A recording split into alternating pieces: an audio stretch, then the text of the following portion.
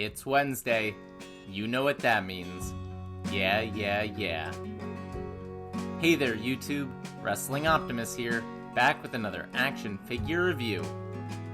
Tonight was supposed to be New Year's Smash. However, that was moved to next week. Instead, AEW has put together a very special card in order to pay tribute to and celebrate the life of Jon Huber, better known as Mr. Brodie Lee.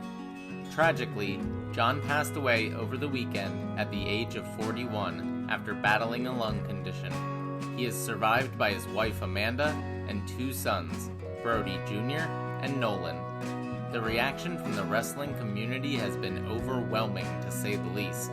By all accounts, Jon Huber was an incredible human being, a compassionate friend, and a devoted husband and father. He will be missed. Rest in power, Brodie Lee. With all that said, as I mentioned, Tony Khan booked tonight's entire show around the Dark Order and Brodie Jr.'s favorite wrestlers. Also, per request, Chris Jericho will be on commentary. It should be a wonderful celebration. So without any further ado, let's head into my custom dailies place and take it over to the action figures.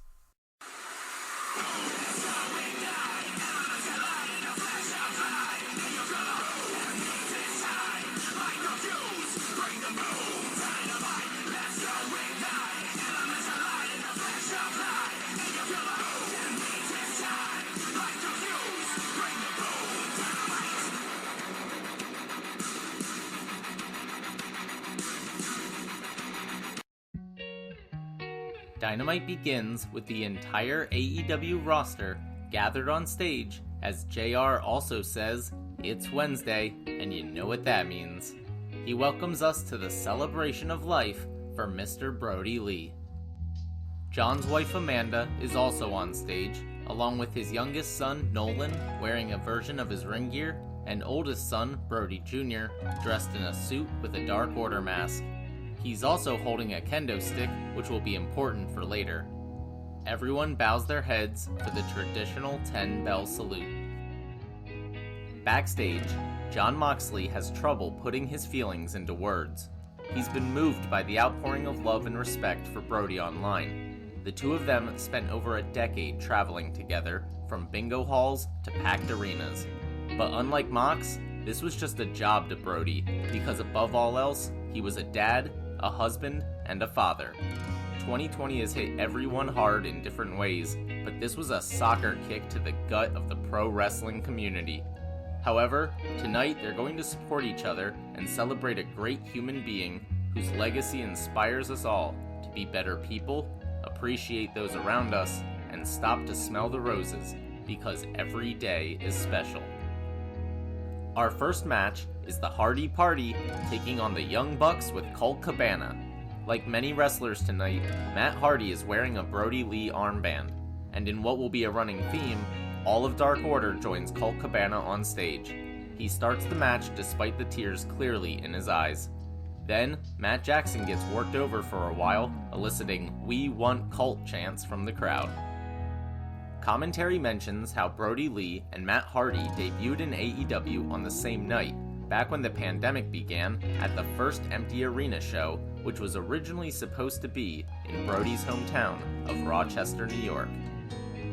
Private Party hit Gin and Juice on Nick Jackson, and Hardy hits a Twist of Fate, but Colt Cabana makes the save. Hardy tries to use a chair, but Mark Quinn refuses to win that way. His hesitation allows Boom Boom to hit the Chicago skyline on Cassidy, while the Bucks hit Quinn with an Indie Taker. Colt finishes with his trademark Superman pin for the victory. Cameras cut to Brodie Jr., aka -1, who's in the audience with number 5 Alan Angels, as the Acclaimed come out prepared to mock Dark Order. Before they can though, SCU takes them out. The Bucks have a super kick party, and Colt Cabana hits 2 big elbows before holding up the Dark Order hand gesture and fully embracing the group for the first time ever. Darby Allin talks about meeting Brodie Lee for the first time when he debuted in AEW. He was surprised to find out that with Brodie, there was no ego.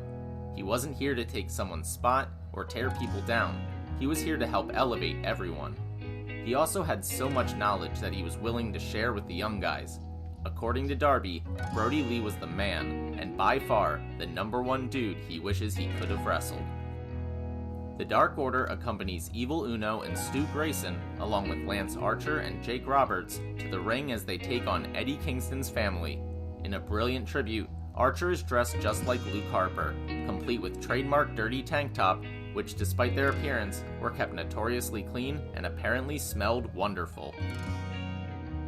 Eddie Kingston grabs a mic and says, "Brodie, I love you, I miss you, and this is for you." But with those niceties out of the way, he says Dark Order is nothing without their Exalted One, and he's gonna prove it. Stu Grayson really gets to shine in this match, suplexing Lance Archer onto an opponent and doing Brodie's sidewalk slam. But my favorite spot was Archer walking the top rope, a la The Undertaker, only to finish it off with a moonsault. In the end, Uno and Grayson hit Fatality for the win. They drag Eddie into the ring and take turns beating him up. Even the old snake gets a turn with Jake Roberts nailing his patented ripcord clothesline. Set to pictures of John and his family, we hear Cash Wheeler, Arn Anderson, and Colt Cabana share stories of their time with Brodie Lee. Then, through tears, referee Bryce Rumsberg says that they always talked about their kids together, and if there was a Mount Rushmore of wrestling dads, Brodie would definitely be on it. Next is the match that I was probably looking forward to the most. Hangman Adam Page joins John Silver and Alex Reynolds of the Dark Order, jokingly called the Good, the Bad, and the Hungy, to take on Santana, Ortiz, and MJF of the Inner Circle. John Silver is wearing the jacket that Mr. Brodie gave him so he'd look more like a star on TV. Before the match, in a great reference to being the Elite, both he and Alex Reynolds pull out rolls of paper and throw them at Proud and Powerful. After a bit of Hangman, John Silver comes in on the hot tag and cleans house. He hits a modified destroyer on MJF and a tope suicina on Santana and Ortiz. MJF counters with a heat seeker, but Reynolds makes the save. With the ref's back turned, Wardlow comes in and clotheslines Alex, when out of nowhere, Eric Redbeard, the former Rowan in WWE and Harper's longtime tag team partner, runs out and clobbers him. They fight to the back as the crowd goes crazy. MJF gets in the face of Brodie Jr. and screams, "You're a nobody, cry about it." Then he rips his Dark Order mask off and spits on it. So of course, -1 smacks him in the face with his kendo stick. This was one of my spots of the night. Back in the ring, Ortiz faces a 3-on-1 before John Silver nails Mr. Brodie's famed discus lariat and fittingly picks up the win for his mentor. He collapses to the mat in a heap of tears and raw emotion. Big Red comes back out to console him while carrying a sign which reads, "Goodbye for now, my brother. See you down the road." Taking a quick look at my Twitter feed, this is the moment that broke most people. It's Eddie Kingston's turn to talk about his friend. He says he'll miss Brodie busting his balls after matches and claiming to be rich. He'll miss Brodie believing in him when he didn't even believe in himself. Then, he addresses Brodie Jr. and says that as long as he's alive and remembers his father's teachings, he'll never be truly gone. Unlike a lot of men these days, Brodie took care of his family, and from the moment his sons were born, loved them so much. Next, in women's action, Anna Jay teams with best friend Ty Conti to take on Britt Baker and Penelope Ford. Not only is Anna Jay the only female member of Dark Order, she's also the only member who was given her number directly by Mr. Brodie Lee.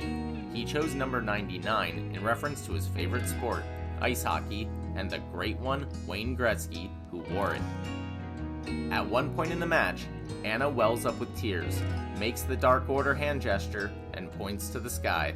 But Britt Baker takes advantage and attacks her from behind.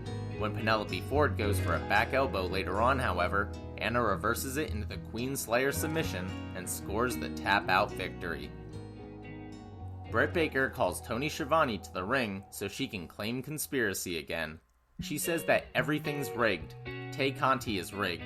Anna Jay is rigged. It's all kind of a big rig, referencing John's longtime nickname backstage. She winks at the sky, only to be attacked by Thunder Rosa. Well, I guess we still have to continue some storylines.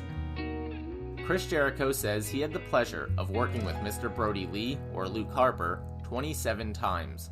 He knows that because Alex Marvez told him. He tells a funny story about their trip to Saudi Arabia back in WWE. Then he says he actually helped bring Brodie into AEW, and in the last 6 months of his career, he proved that he could be a legit, money-making main event star. Jericho finishes by promising to take care of Brodie's family. The main event has been dubbed the Brodie Lee Jr. Six-Man Dream Match because he actually helped to book the match with his favorite wrestlers.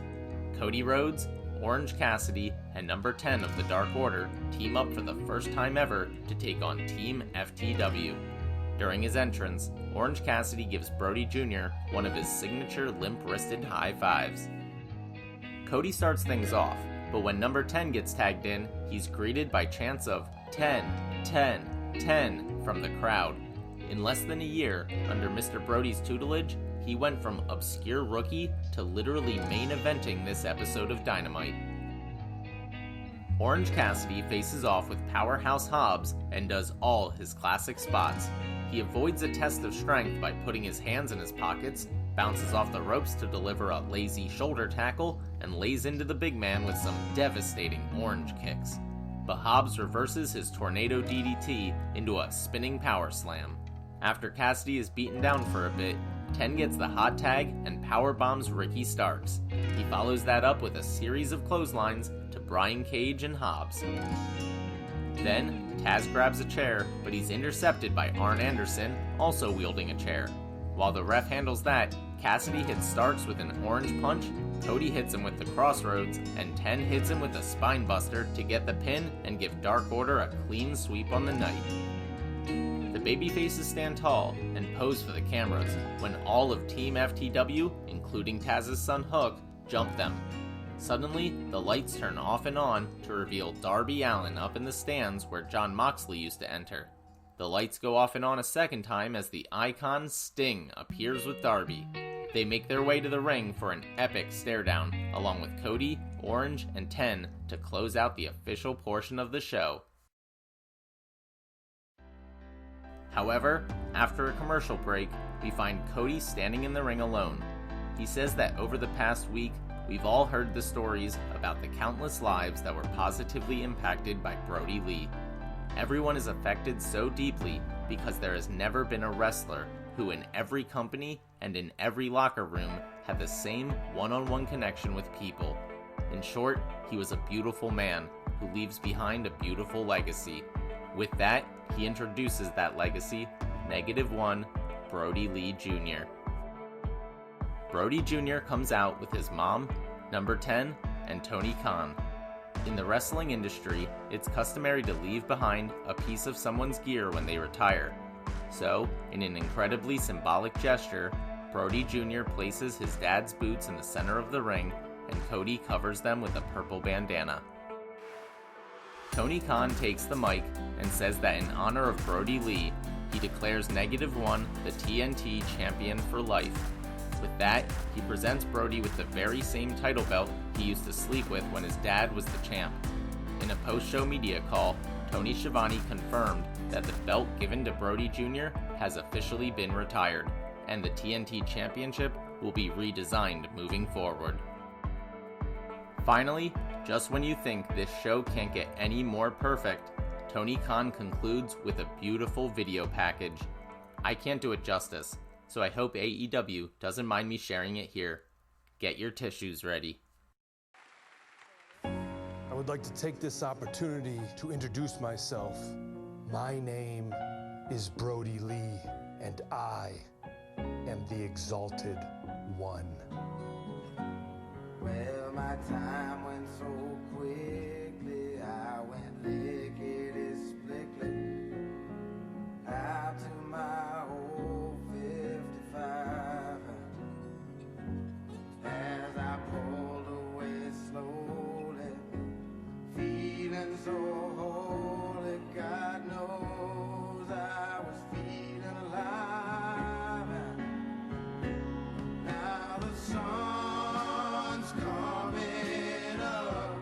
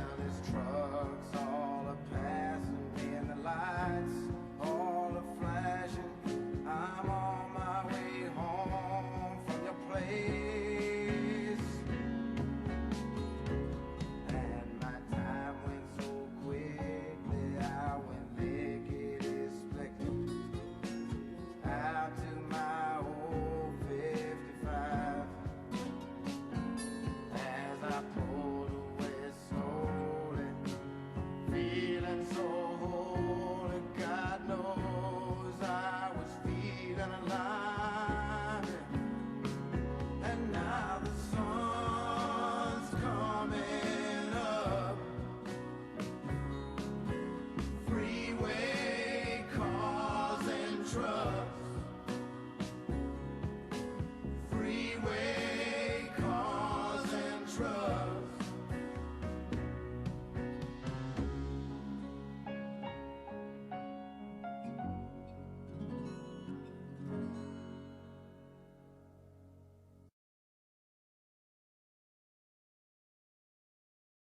In my opinion, that episode was flawless and the perfect way to celebrate Jon Huber while honoring his career, his family, and his life.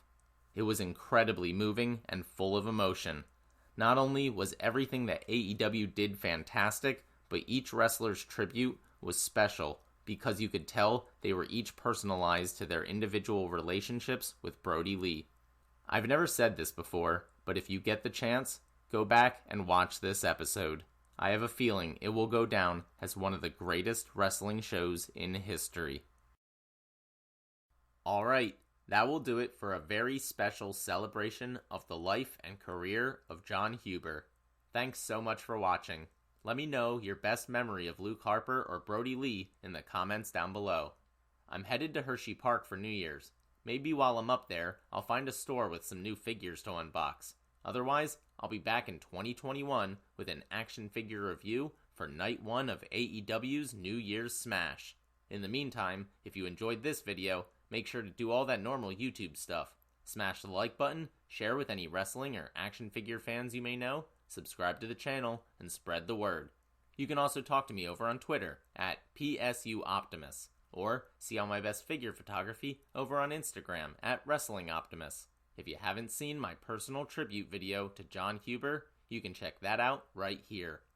But until next time, I've been Wrestling Optimus, and I'll catch you later.